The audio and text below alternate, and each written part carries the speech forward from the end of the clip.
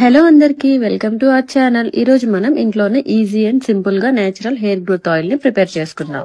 ఈ ఆయిల్ ని తయారు చేసుకోవడానికి ఒక పాన్ లో 1 cup coconut oil, 1/2 cup castor oil, మెంతులు, మందార పువ్వులు, కరివేపాకు యాడ్ చేసుకోవాలి. లో ఫ్లేమ్ మీద ఆయిల్ ని హీట్ చేయాలి. అది కూడా 10 to 15 మినిట్స్. మెంతులు కొంచెం బ్రౌన్ కలర్ లో, కరివేపాకు, మందార పువ్వులు క్రిస్పీగా అయ్యే వరకు 10 to 15 మినిట్స్ హీట్ చేసుకోవాలి. తర్వాత ఫ్లేమ్ ఆఫ్ చేసి కూల్ అయ్యాక స్ట్రైనర్ సహాయంతో స్ట్రైన్ చేసుకోవాలి. లేదా ఏదైనా కాటన్ క్లాత్ తీసుకొని దాంతో కూడా మనం స్ట్రైన్ చేసుకోవచ్చు. దీన్ని గ్లాస్ బాటిల్లో స్టోర్ చేసుకొని 1 month వరకు మనం రెగ్యులర్ గా యూజ్ చేసుకోవచ్చు. ఈ ఆయిల్ ని వీక్లీ 3 to 4 టైమ్స్ స్కాల్ప్ మీద మసాజ్ చేసుకుంటూ అప్లై చేసుకొని 2 to 3 hours లేదా ఓవర్ నైట్ అలాగే ఉంచేసుకొని నెక్స్ట్ డే మార్నింగ్ మైల్డ్ షాంపూతో వాష్ చేసుకోవాలి.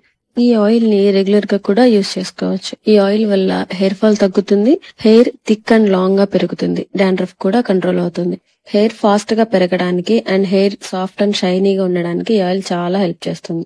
హెయిర్ ఆయిలింగ్ టిప్స్ కొన్ని చూద్దాం. ఫస్ట్, హెయిర్ కి అప్లై చేయడానికి ముందు కొంచెం గోరువెచ్చగా చేసుకొని స్కాల్ప్ కి మసాజ్ చేస్తూ అప్లై చేసుకోవాలి. దీనివల్ల హెయిర్ ఫాల్ కంట్రోల్ అవుతుంది, స్కాల్ప్ లో ఆయిల్ ఈజీగా అబ్జర్వ్ అవుతుంది. హెయిర్ కి ఆయిల్ అప్లై చేసే ముందు జెంటిల్ గా దువ్వుకోవాలి. హెయిర్ ని స్మాల్ సెక్షన్స్ గా డివైడ్ చేసుకుని ఆయిల్ అప్లై చేసుకోవాలి. దీనివల్ల హెయిర్ బ్రేక్అవుట్స్ అవ్వకుండా ఉంటాయి.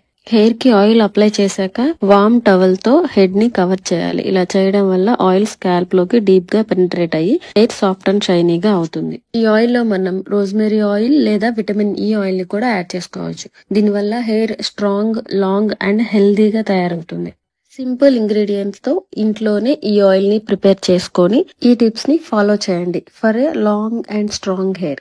ఈ వీడియో నచ్చినట్లయితే please like, share, comment and subscribe. Thank you.